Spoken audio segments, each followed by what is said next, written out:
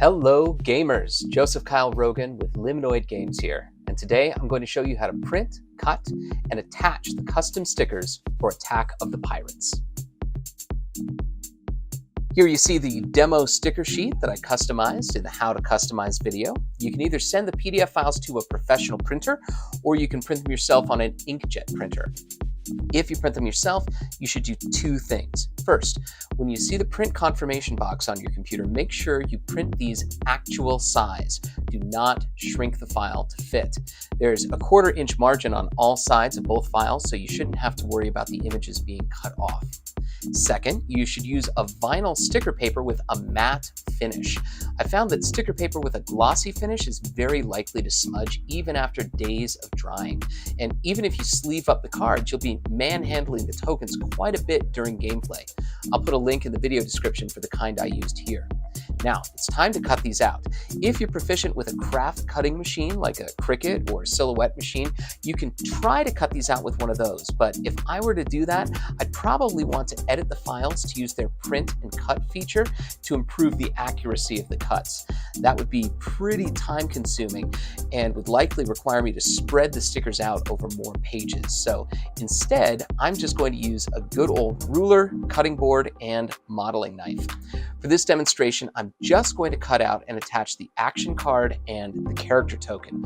The location card and character card will follow the same basic process as the action card, just with a few extra cuts. I'll start with the card and then show you the token, which I'll do slightly differently. The images were designed to print out as close as possible to the actual size of the real cards from Star Wars Rivals, but they're not perfect. So for the cards, I recommend cutting these a little bit inside the borders, about 1 to 2 millimeters inside each edge. Then, if you're careful when applying the sticker, you'll see a little bit of the card border along each edge. It definitely won't be perfect, but if you actually start paying attention to board game cards, you'll realize that the vast majority of professionally printed cards aren't centered perfectly either. So here we go.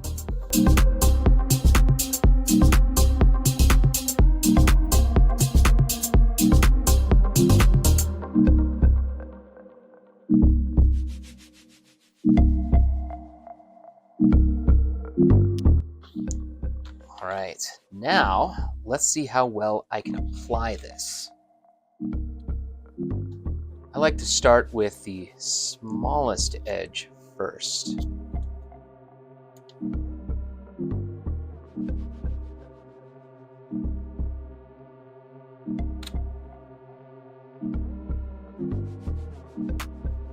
All right, there we go. Not perfect, but pretty darn good.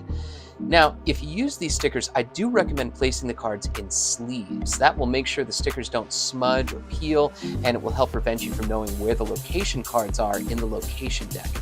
Every kind of card in Star Wars Rivals will fit in standard TCG sleeves, but because of the weird shapes, you'll probably want a slightly thicker sleeve to help with shuffling. I use Gamegenic matte standard card game sleeves. They're thicker than most of the clear sleeves that are made for board games, and they're much cheaper than most professional TCG sleeves. You can usually find them at friendly local game stores in packs of 200. I'll put a link to the official product page in the video description. But now, let's do the token. I had success cutting these a little differently. Because the cardboard is so thick, I can lay the token down on top of the printed image and use it as a template when cutting, like this.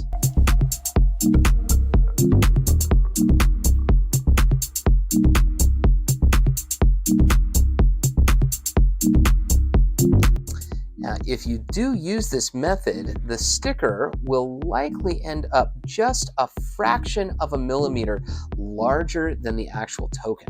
So we can apply the sticker and then trim the edges like this.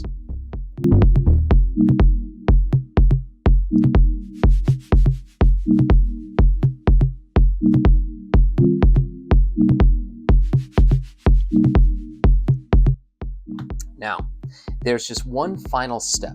Most of the tokens are just single-sided, and I think it looks really nice if you apply some black matte permanent vinyl to the backs of the tokens. Here's a little bit of scrap vinyl that my wife had lying around. I don't know what brand it is, but you can find this stuff at any craft store or even at Walmart. I'm actually going to apply the vinyl before I cut it, since I don't need to worry about lining up an image on the token. But there is one important thing to note. If you just flop this token down on top of the vinyl, you will absolutely get little air bubbles stuck under the vinyl, and it'll look pretty crummy. So when you apply it, use your finger to press the center of the vinyl onto the center of the token, and then gently smooth it out from the center to avoid the air bubbles, like this.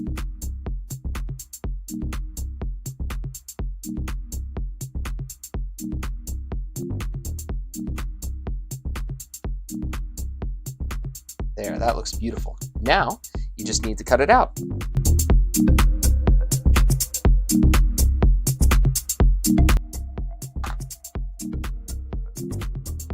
And there you have it. Super easy, and it looks pretty darn good, if I do say so myself. That's all for now. I hope you have an awesome time playing Attack of the Pirates.